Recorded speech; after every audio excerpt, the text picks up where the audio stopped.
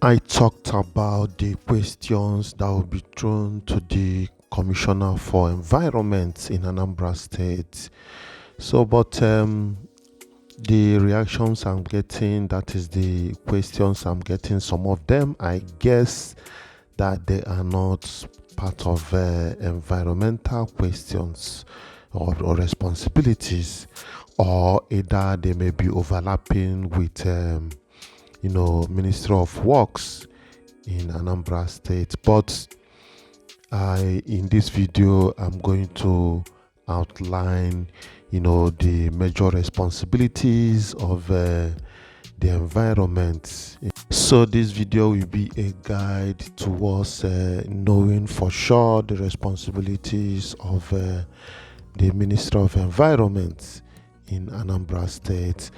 And if anyone is missing, any responsibility is missing, you can still remind us through the comment box, or if we have added anyone that is not supposed to be here, please let us know. Thank you. Now we are going to move into the responsibilities of the Minister of Environment in Anambra State, and as well as every other state in Nigeria. And this will be a guide towards what we plan to do, or what we are saying concerning what we want the ministry to do in our environment. And the responsibilities are not coming directly from the Minister of Environment. These responsibilities are based on the research, that I have done personally concerning the Ministry of Environment. So let's go into the full details of the responsibilities. These responsibilities include that of Commissioner of Environment. He is the one that is in charge, and he is the one that represents the ministry.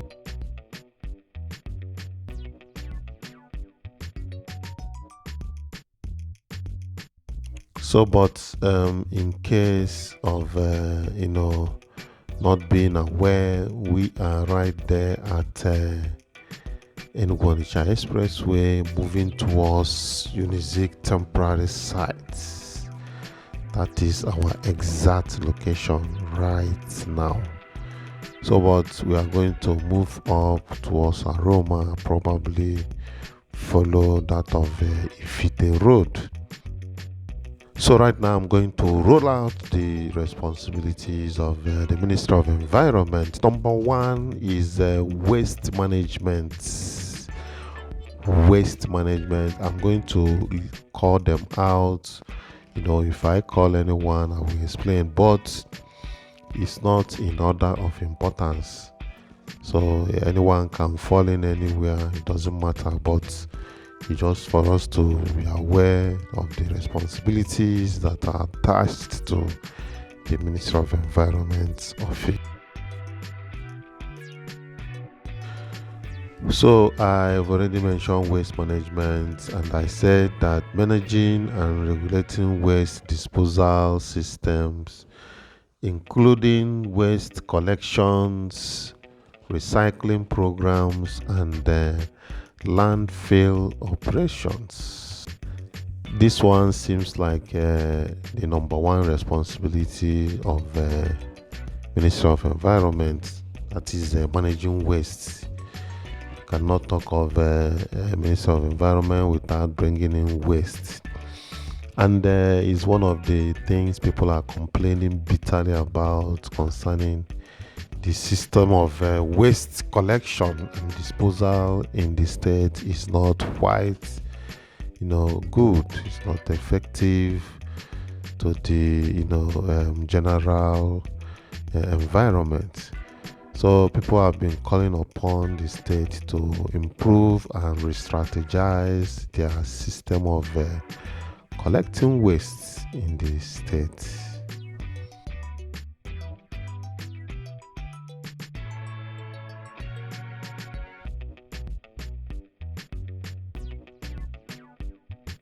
Yes, another one is environmental impact assessment, EIA. Conducting and overseeing environmental impact assessment for proposed projects to evaluate their potential environmental effects. Yes, that is another responsibility of the Ministry of Environment, but sometimes it looks as if the company that want to execute a project, that they are the ones that conduct this environmental impact assessment. But however, I stand to be corrected. It is the responsibility of the Ministry of Environment in the states. Any project, that the government or a big time project that wants to be established, they are supposed to conduct the assessment of the project in respect of the environment it is being situated. So that is another responsibility.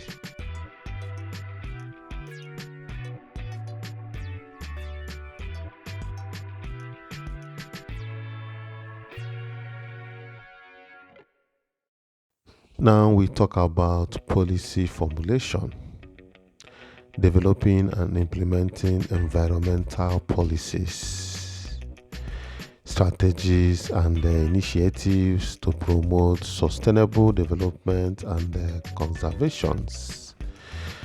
Let me give you a typical example. It's just like what the Commissioner for Environment rolled out of recent on 1st of February that will last till March 10th about the challenge on repenting. That is a good initiative from the Ministry of Environment. These are the initiatives that usually come out from environment ministries and other policy formulations. Can champion it to ensure that it gives an effective result towards a clean and neat environment.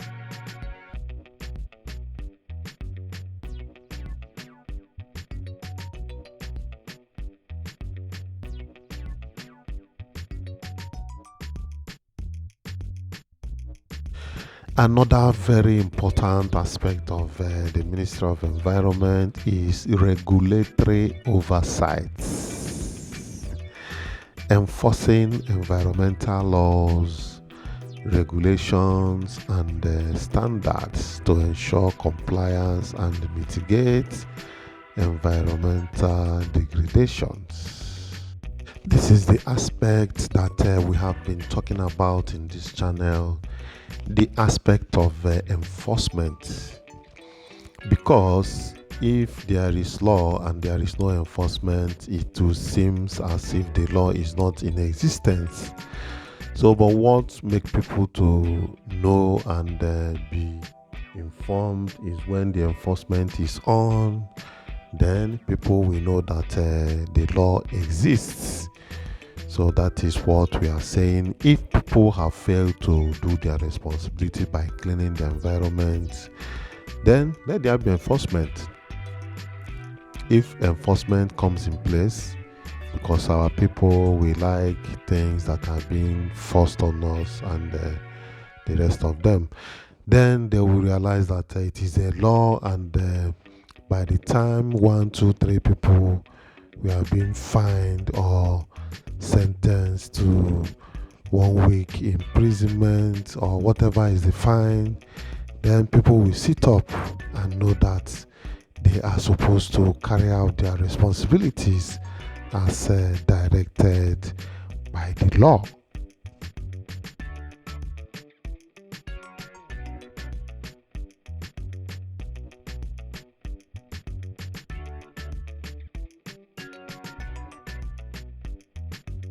Then another one is pollution control.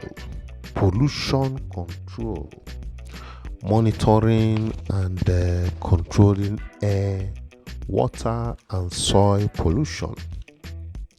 And implementing measures to reduce or prevent environmental pollution? Are they monitoring what is happening around them concerning the air, like the air along Okpuno Road is being polluted, to a very large extent because of the delay in the construction?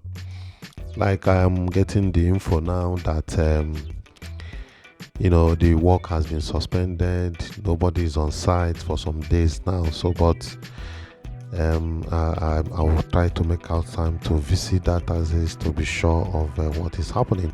So, but why I bring it in is that the kind of air pollution that is happening that axis that is sending people to hospitals. If you don't wear your nose mask while passing through that road, you might, catch one disease. And what about water pollution? The water bodies, probably chemicals companies or any other individual that are releasing chemicals in the water or every other thing that is harmful to the water. Then soil pollution and the rest of them. So that is one of the responsibilities of the Ministry of Environment.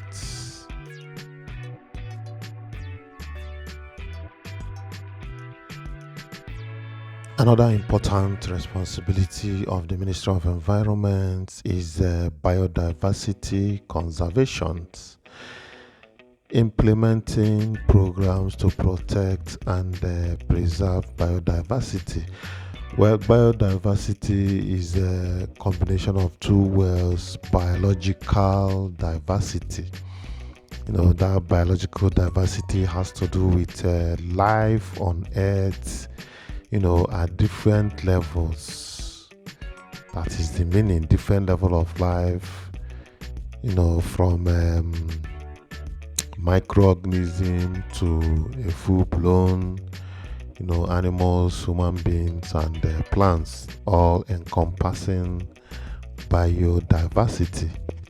And it includes, when you talk of biodiversity, it includes the management of parks, reserves, and protected areas.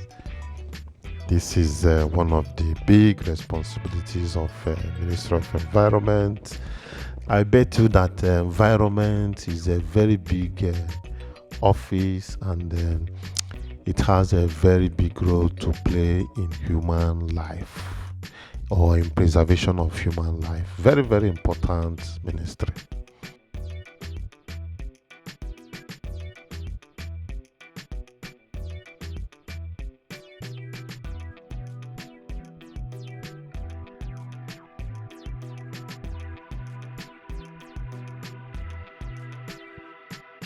Then what about climate change mitigation?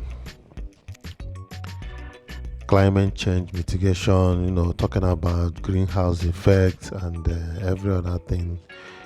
These are inclusive in the climate change. So we say that developing strategies and initiatives to address climate change issues, including adaptation and mitigation measures.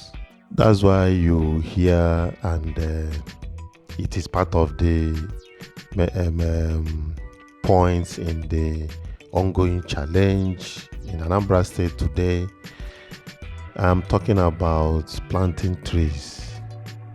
That's why you hear about planting trees. People should plant trees and avoid deforestation.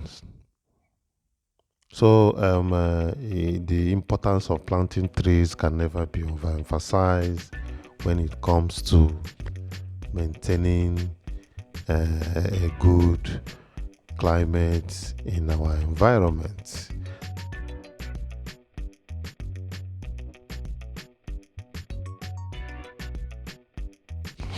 Then what about community engagement? Engaging with local communities, stakeholders, and NGOs to raise awareness, promote environmental education, and encourage community involvement in environmental protections. Well, in this aspect, talking about community engagement, which is part of what we are doing right now, trying to create awareness of all these environmental issues, and having plans to engage with the Ministry of Environment. These are what we are doing to engage the community and to create subsequent awareness.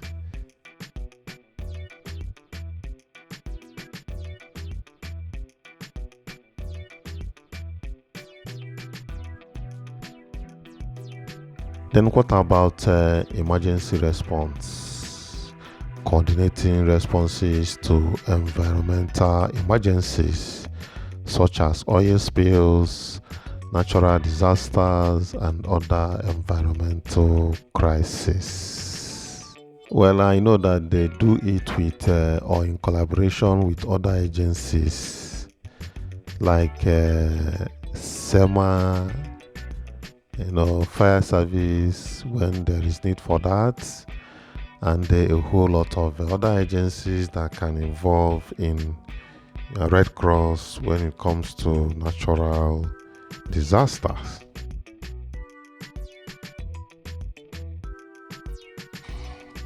Collaboration with other agencies. Then collaborating with other government agencies, non-governmental organizations as NGOs, and international bodies to address environmental challenges collectively, like the control of some of these big erosion sites in some of our villages like Abagana, Nanka, Gulu, all those erosion sites. Some non-governmental agencies and international bodies, we are involved in doing that. So that is a good aspect of collaboration when it comes to environmental issues.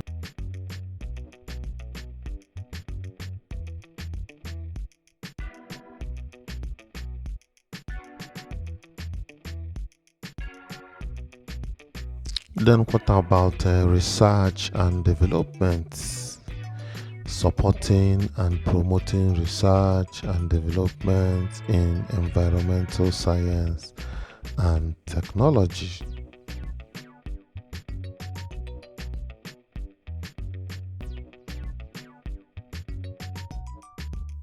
We still talk about public awareness. That is part of the responsibilities that they do. Conducting campaigns and educational programs to raise public awareness about environmental issues and promote sustainable practices. So this aspect of the responsibilities of the environment, they need to always conduct public awareness. Like when I said about the Public Law Act, 2006, according to the Commissioner for Environment, there are laws backing these establishments and practices that people are supposed to engage in. But it's just that people are not aware of these laws, and the office is not doing enough publications and creating enough awareness and campaigns to raise awareness of these laws, so that people can become conscious of it and back it up with enforcement. You see that things will just change overnight. Well, these duties vary slightly between states due to specific local environmental challenges and priorities. So the Ministry of Environment, including the Commissioner, plays a crucial role in fostering sustainable development and ensuring the well-being of both the environment and the community. Well, with this, we are going to come to the end of this discussion. And if you have not subscribed to YangaLife channel, please click on the subscription button, notification bell. Don't forget to like this video. The first thing you will do is to like our videos, and then go ahead to drop your comments, and don't forget to also share our videos to get more reactions from the general public. Thank you as you do that. Yes, the video you are watching is Ifite, Ifite axis, and is meant for educational purposes. The major aspect of this video is the discussion itself. The points that we are discussing here is the major focus of this video. Thank you.